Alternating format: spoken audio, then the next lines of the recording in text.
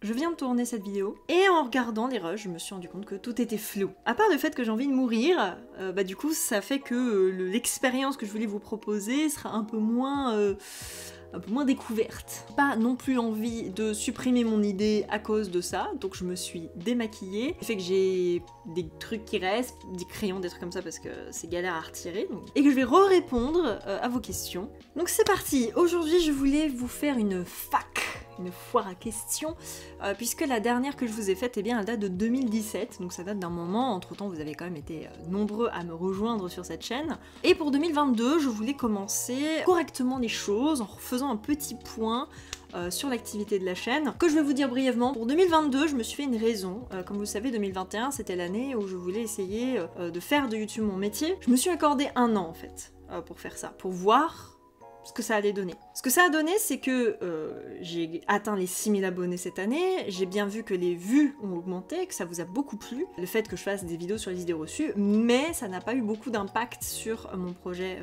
d'en faire mon métier. Et je me foutais énormément d'impression sur le fait de faire des vidéos tous les mois, etc. Sachant qu'évidemment j'ai travaillé à côté et j'espère quand même retrouver du travail cette année. Tout ça pour dire que cette année, je me suis dit qu'il fallait que j'arrête de me foutre la pression pour rien, que je vois bien que quel que soit le moment où je vous sors la vidéo, vous êtes présent et vous êtes content, et c'est ça qui m'intéresse, donc je me suis dit finalement que j'allais sortir des vidéos quand j'en ai envie, sur le sujet dont j'ai envie, et que comme ça, quand elle sortirait, je serais sûre que c'est une vidéo qui me plaise et qui vous plaira, je l'espère. Comme la vidéo de Napoléon vous a plu, bien qu'elle soit sortie en retard, mais au moins j'ai pu prendre le temps de faire quelque chose de bien, de correct, au niveau du contenu et de la forme. D'ailleurs, promis, je referai des procès de d'autres personnages, parce que ça vous a beaucoup plu et moi aussi. YouTube officiellement, je le reconnais, ça ne sera pas mon métier, à moins d'un miracle, mais je continuerai évidemment à faire cette chaîne pour vous, pour moi, pour tout ça, pour tout ce projet qui va bientôt atteindre ses 9 années d'existence. Mon Dieu que je suis vieille. Mon Utip reste ouvert évidemment, si vous voulez continuer à donner des dons, donnez des dons, hein. Mais si vous voulez aussi arrêter vos dons, vous pouvez arrêter vos dons. Évidemment, tout est une question de liberté individuelle finalement. Ceci étant dit, je vais enfin répondre à vos questions, donc il y en avait très peu au final, parce qu'apparemment ma vie vous intéresse très peu, et j'en suis déçue. Mais du coup, comme les facs c'est souvent un peu chiant, et en plus là j'avais très peu de questions, eh bien je me suis dit qu'on allait faire un petit tuto make-up ensemble. Pourquoi? Parce que quand j'ai créé cette chaîne en 2013, eh bien c'est pas la première chaîne YouTube que j'ai souhaité créer, puisqu'avant ça, j'ai voulu, pourquoi pas, créer une chaîne beauté, puisque à l'époque, donc en 2012-2013, c'était l'âge d'or des youtubeuses beauté, j'étais très jeune évidemment, je m'étais dit pourquoi pas faire... Non, je l'ai pas fait, heureusement, parce que ça aurait été une catastrophe, puisque comme vous allez le voir aujourd'hui, je ne suis pas très à l'aise avec le maquillage, j'aime beaucoup ça, mais je n'ai pas le talent de Marion Caméléon, d'Eyo Coralie. Ça n'a rien d'artistique ce que je fais. Donc voilà, donc je me suis dit que pour rigoler un petit peu, on allait faire un petit tuto. Tuto que je suis de Chivonne Makeup Bees, que je vais suivre pas à pas. Vous trouverez la vidéo en description si ça vous intéresse. Pourquoi j'ai choisi ce tuto? Tout simplement parce que dans mes tiroirs, je n'ai qu'une seule palette maquillage, qui est donc celle-ci, qui est la palette 24K Gold de I Love Revolution, qui est en fait une marque de maquillage pas chère que tu peux trouver à Monoprix. Et évidemment, c'est la seule palette que j'ai, et j'ai réussi à la casser. Voilà. Et du coup, je me suis dit, pour faire les choses bien, et ben, j'allais chercher un tuto avec ma palette pour voir si un minimum je vois que ça vient de moi ou si ça vient du produit. Et évidemment, spoiler, évidemment, ça vient de moi.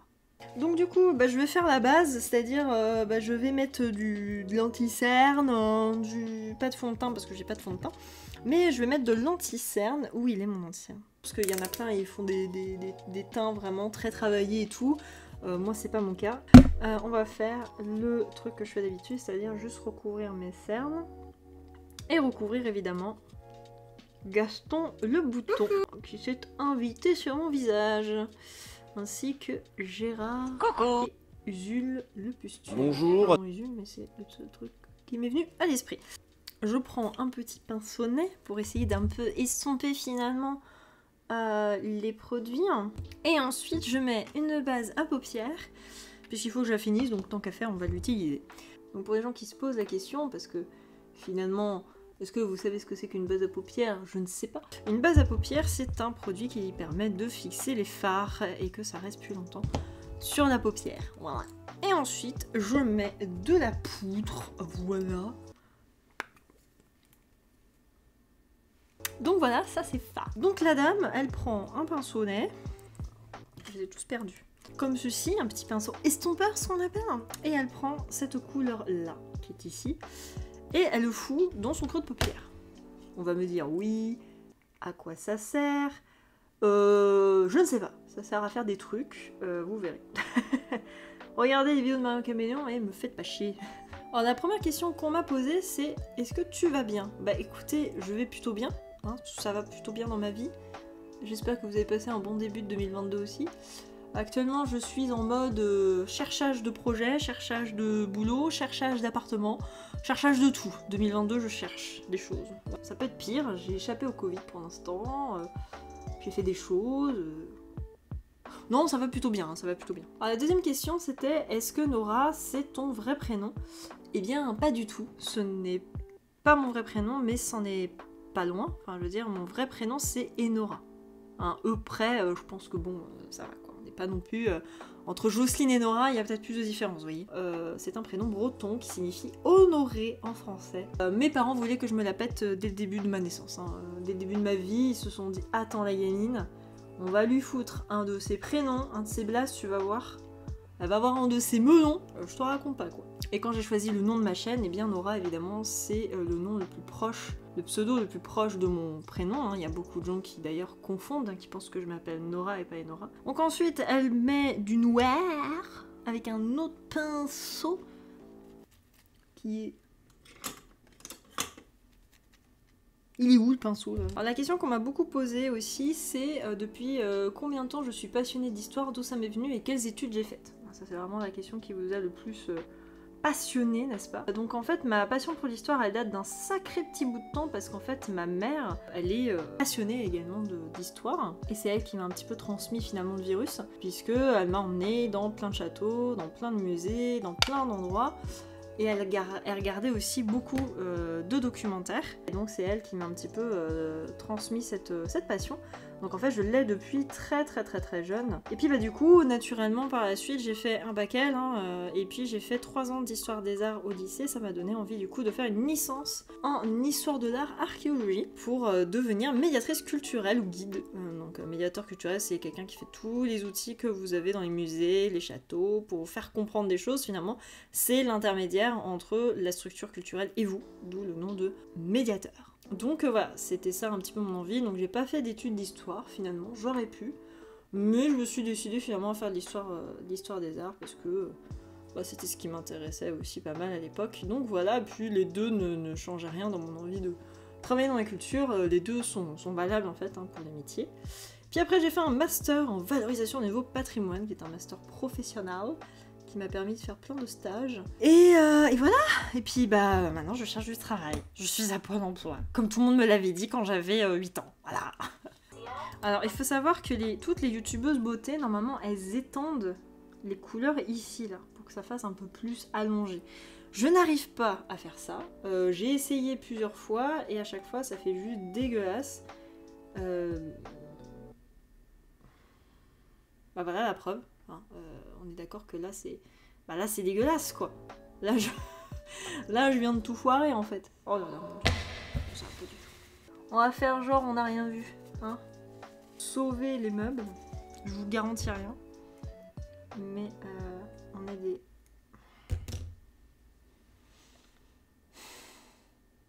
Je viens de prendre le pinceau pour mettre le noir là. Du coup il y a du noir. Alors que j'essaie de sauver les meubles, la meuf, elle remet du noir. Bah oui, bien sûr. Bah oui, hein. Tant qu'à massacrer ce maquillage... Oh là là là là là là. Et tout à l'heure, je vous jure que c'était pas comme ça. Non, mais c'est le fait de le refaire. À un moment donné, le premier essai est toujours le meilleur. C'est connu. Et on touche à rien. Voilà. Ensuite, elle va mettre des paillettes, parce que les paillettes, c'est sympa. Donc, elle va mettre 3 couleurs. Elle va mettre celle-ci dans le coin interne. Elle va mettre celle-ci au milieu. Et elle va mettre celle-ci au coin externe. Vous avez sûrement rien compris. C'est pas grave. Je vais le faire tout de suite. Quand il me demande si j'ai eu des retours d'historiens ou de chercheurs sur mes vidéos, notamment sur la vidéo sur Napoléon, eh bien non, j'ai pas eu de retour d'historiens ni de chercheurs sur mes vidéos, même si j'en serais ravie. Même si je sais qu'il y a des chercheurs qui m'ont déjà dit qu'ils aimaient beaucoup mes vidéos, etc. J'ai jamais eu d'historiens qui sont venus sur mes vidéos pour me dire que ce que je faisais c'était cool. Et je vais remettre du doré, parce que le doré c'est très joli, et que là il n'y en a pas assez. Ah, ensuite elle fait l'étape que je déteste. Vous la connaissez peut-être, vous qui vous maquillez. C'est l'étape du liner.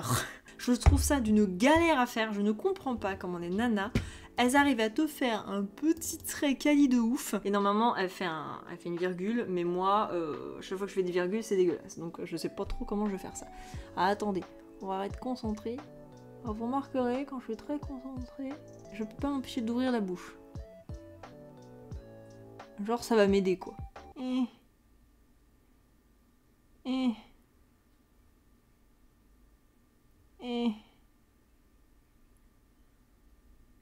Ok. Maintenant, il faudrait que je fasse la virgule, mais pour être honnête avec vous... Vous voyez, moi, je suis une humaine. J'ai des plis ici, au niveau de l'œil. Mais pas les youtubeuses beauté, apparemment. Elles en ont pas. Donc ensuite, elle met du crayon dans sa muqueuse inférieure. Donc la muqueuse inférieure, c'est en bas, là. Une autre question qu'on m'a aussi beaucoup posée, c'est quelle est ma période préférée ou mon personnage préféré. Alors c'est très compliqué à dire. Je veux dire que ma période préférée, ça reste quand même le 18e siècle, c'est celle que je maîtrise le mieux, c'est celle avec laquelle je suis plus à l'aise, j'adore l'art du 18e siècle. Après, concernant mes personnages préférés, il y en a plein. La Palatine, Marie-Antoinette, toutes les reines, hein, globalement, dans l'histoire, Elisabeth Ière, Victoria, etc. C'est des reines que j'adore et que franchement... Si j'avais pu les rencontrer, je pense que j'en aurais été très heureuse. Je trouve ça passionnant, les souveraines dans l'histoire. Je trouve ça hyper intéressant. Je dis pas que les souverains, c'est pas inintéressant non plus. Mais ça m'intéresse peut-être un peu moins. Je sais pas, peut-être parce que en tant que femme... Vous allez me dire, mais pourquoi en tant que femme et machin? Parce que j'aime rappeler que je suis une femme. Je me dis peut-être Léonard de Vinci, je kifferais bien rencontrer, genre qui me présente ses inventions et tout. Ça serait hyper kiffant. Peut-être des artistes, vous voyez, genre... par exemple, Elisabeth Vigée-Lebrun, je l'adore. Peut-être rencontrer des musiciens, tu vois, Lully, tout ça, qui parlent un petit peu de leur œuvre, Molière, tu vois, tous ces gens-là.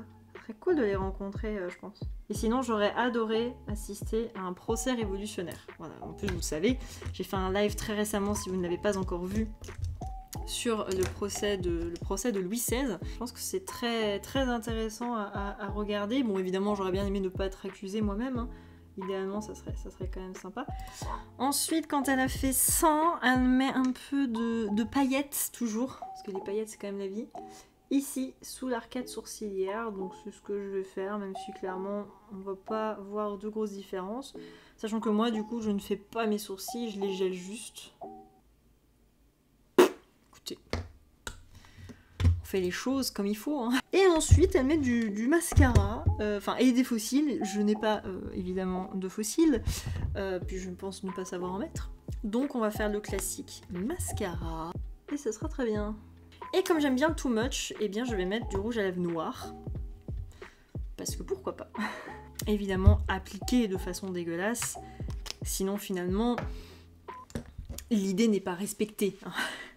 Attendez, je vais prendre un coton-tige, je pense que j'en foutrais moins partout. Comment tu t'es décidé de te lancer sur YouTube et quels sont tes films et jeux vidéo préférés? Je suis lancée sur YouTube parce que tout simplement j'en avais envie. Parce que comme je vous l'ai dit, en fait, c'est pour ça que j'ai fait ce maquillage aujourd'hui, eh bien je suivais énormément de youtubeurs et de youtubeuses à l'époque. Youtubeuses beauté, youtubeurs podcast, comme il y en avait beaucoup, hein, Cyprien, Norman et toute la clique. Et j'avais remarqué qu'il n'y avait pas de chaîne YouTube sur l'histoire à ce moment-là, ça n'existait pas. Nota Bene n'existait pas encore, et oui, à chaque fois je le dis, les gens ils sont un peu impressionnés, mais c'est vrai. La vulgarisation sur YouTube à cette époque, en 2013, ça n'existait pas. Je dis bien que Nota Bene n'existait pas parce que moi j'ai créé ma chaîne en juillet 2013 et lui il l'a créé quelques mois après, je crois. Mais sauf que moi j'étais pas très talentueuse et rigoureuse contrairement à lui. Ça a beaucoup mieux marché pour lui que pour moi, et tant mieux, hein, puisqu'il fait un excellent travail. J'avais envie que les gens apprécient l'histoire comme moi je l'appréciais, et souvent on me disait effectivement j'aime pas ça parce que mon prof, parce que l'école, parce que si, et avec mes vidéos ils aimaient ça. Et c'est exactement ça mon objectif, c'est que les gens aiment l'histoire en regardant mes vidéos. Et sinon, quels sont mes films et jeux vidéo préférés? Les films, il y en a beaucoup. De toute façon, mon tatouage que je me suis fait cette année résume, je pense, l'un de mes films préférés et l'un de mes jeux vidéo préférés. Il y a L'étrange Noël de Monsieur Jack, qui est un film qui m'a énormément marqué. L'univers de Tim Burton m'a toujours énormément marqué. Mais c'est surtout tout ce qui représente l'univers burtonien, l'imaginaire, le gothique, le gore, tous ces trucs-là. Et mon jeu vidéo préféré, qui est Life is Strange de Square Enix, qui m'a énormément marqué aussi. qui est une histoire qui me tient beaucoup à cœur, qui est un univers dans lequel je me replonge à chaque fois avec bonheur. Et l'idée, voilà, que le destin, bah, il est comme ça et qu'on peut pas le changer, avec l'idée de l'effet papillon, c'est quelque chose qui me touche beaucoup. Et c'est pour ça que j'ai fait le petit papillon sur mon tatouage. C'est bien, mon tatouage résume, mais après j'ai plein d'autres films que j'adore. J'adore Her. Et en jeu vidéo, oui, je pense que Life is Strange, c'est quand même un bon début. Après, il y en a d'autres, il y a Heavy Rain, il y a Beyond Two Souls. En fait, tous les jeux vraiment en mode histoire et tout, que j'ai pu regarder en let's play quand j'étais ado, ils m'ont énormément marqué, donc évidemment aujourd'hui ils font partie de mes jeux vidéo préférés. Désolé GGD, ta question était passée à la trappe au 12e enregistrement, du coup j'y réponds ici. Est-ce que je compte ouvrir une chaîne Twitch en parallèle? Alors suite à mon sondage, c'était plutôt moite-moite en termes YouTube et Twitch, je sais qu'il y en a qui sont plus à l'aise sur YouTube. Je compte quand même ouvrir une chaîne Twitch, notamment parce qu'il y a des choses que je peux pas faire sur YouTube à cause des droits d'auteur et c'est très relou. Je sais que Twitch est un peu moins chiant. Donc c'est prévu en 2022, notamment si j'ai la fibre, donc bien sûr je vous tiendrai au courant. Voilà, j'espère que j'ai répondu à ta question. Donc je vais terminer maintenant avec ce maquillage dramatique là, et cette vidéo, j'espère qu'elle vous aura plu, qu'elle vous aura un peu amusé, que j'aurai répondu à quelques-unes de vos questions. Si vous en avez d'autres, n'hésitez pas à les poster en commentaire évidemment. Merci évidemment pour votre soutien, hein. Sans vous cette chaîne n'existerait pas. Et j'ai bien vu quand il y a des youtubeurs qui ont vu leurs vues baisser, et bien moi au contraire elles ont augmenté. Je vois bien que les idées reçues ça vous plaît, ça vous branche, j'ai d'excellents retours à chaque fois sur mes vidéos. Et c'est pour ça que j'espère que mes prochaines vidéos vous plairont, même si comme je vous le disais aujourd'hui le rythme sera beaucoup plus adapté à ma vie. Et que je ne vais plus me forcer à faire des vidéos tous les mois, mais je sortirai des vidéos quand j'en aurai envie et quand j'aurai le temps de les sortir, tout simplement. Merci pour votre présence, merci pour votre soutien, merci pour les lives, que j'espère en faire plus cette année, surtout si j'ai la fibre, croisons les doigts. À très bientôt, et que le sort vous soit favorable. Je sais pas comment conclure cette vidéo. Allez, ciao.